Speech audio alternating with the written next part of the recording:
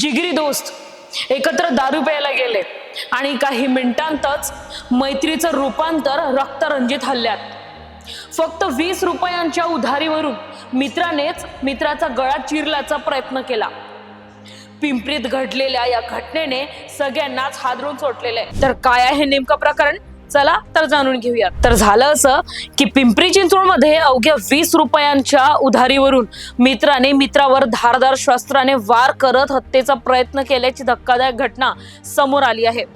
रवींद्र ज्ञानेश्वर गायकवाड आणि सत्यजित उर्फ सोन्या कांबळे हे एकमेकांच्या ओळखीचे होते. तर 26 तारखेला रात्री सुमारे 8:15 सुमारास दोघी पिंपरी गावातील लक्की कंट्री बार मध्ये दारू पिण्यासाठी गेले होते. दारू पित असताना 20 रुपयांच्या उधारीवरून दोघांमध्ये वाद झाला.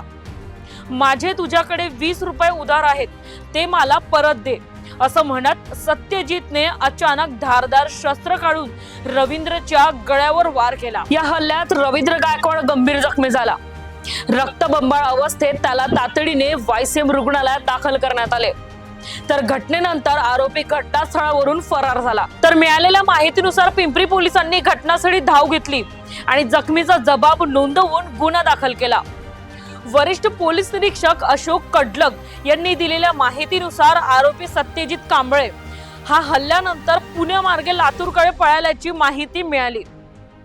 तात्काळ पोलीस पथक रवाना करण्यात आले आणि काही तासांतच त्याला लातूर मधून ताब्यात घेण्यात आले. सध्या आरोपीला पिंपरीत आणण्याची प्रक्रिया सुरू असून पुढील तपास सुरू आहे.